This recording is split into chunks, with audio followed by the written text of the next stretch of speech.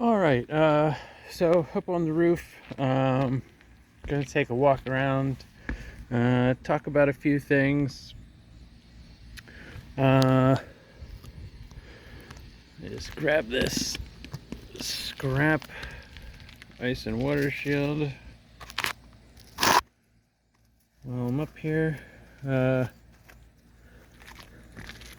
So first thing I want to talk about is you can see sort of right down there by the starts next to the gutter downspout. It's sort of discolored, like here, and here. That is a defective shingle.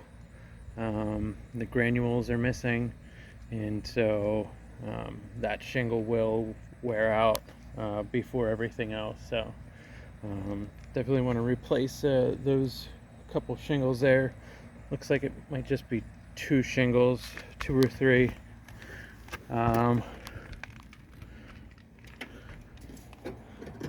So looking at the rain gutter here, and this goes for the gutter in the front as well. First of all, you have just like a bunch of mud and dirt, just from the construction. It's just dirty around here, so I'm definitely gonna want to clean these out. But the bigger issue I see here is the fact that it's gonna like fit my thumb back here.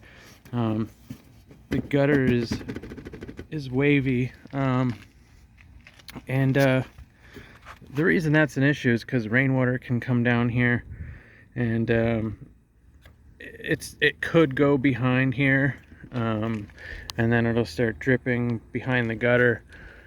And most of the time it's not a terribly huge concern, but out front where that's happening, like above the sidewalk, in the wintertime that gets icy and stuff like that. So definitely want to fix that, get that gutter nice and tight up against the fascia so you don't have anything leaking behind it.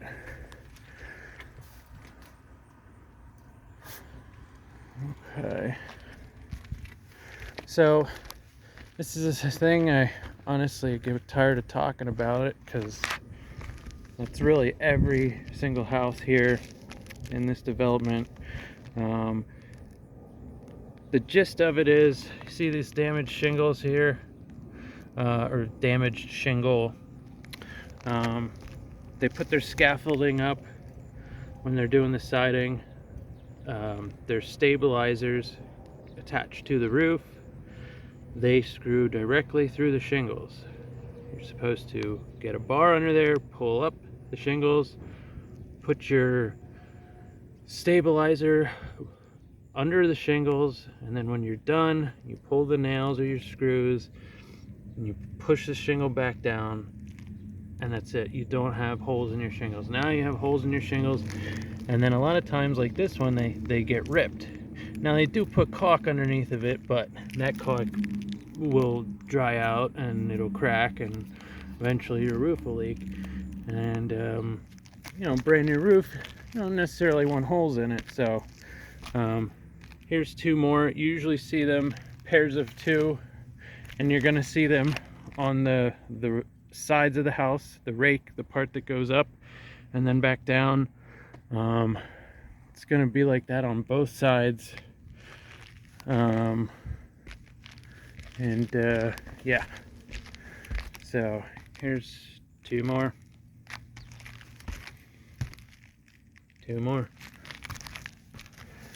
and same thing down here, two more,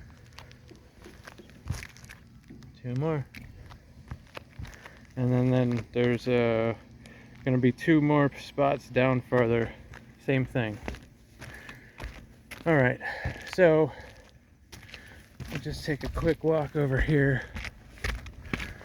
You can see this sign.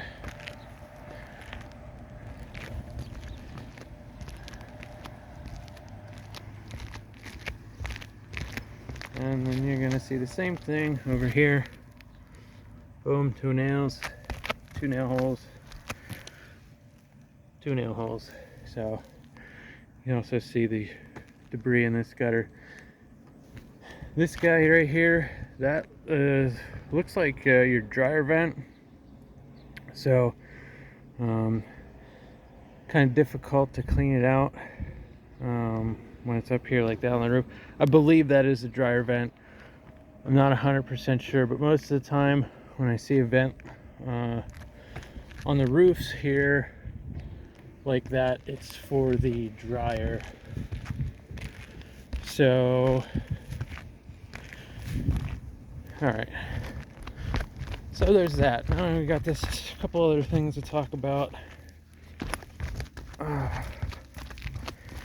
So right here, this green part, normally this gets covered up. This is overlapped.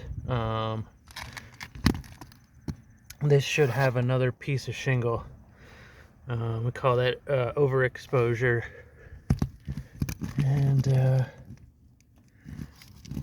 yeah, I'm not sure why there's caulk above it like that. That should be, so yeah, normally how you see it is this shingle has the flashing over top of it, and then you have like another shingle that covers up the flashing. Not really sure why there's caulking there. Proper installation doesn't require caulking. I do see the flashing there, so not really sure why they did that. But anyways, this should at least have another piece of shingle covering this up.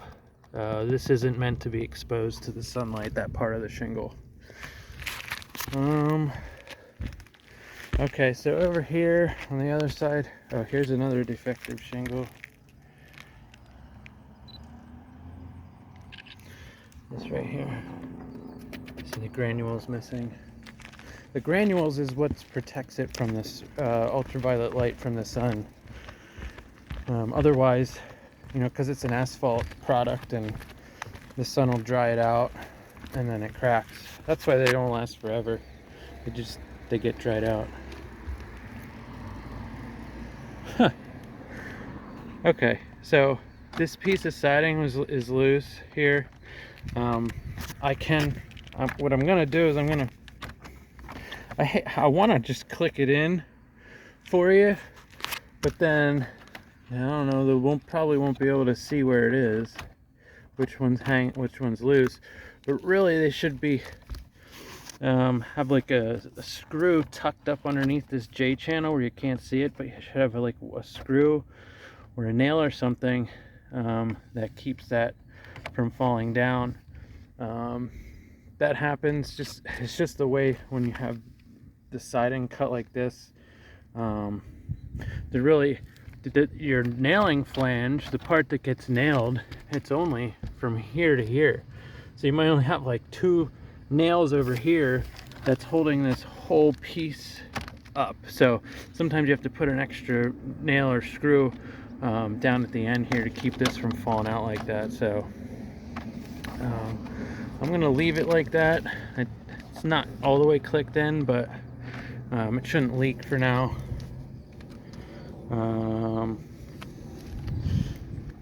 So yeah, here's some more of your holes in your roof.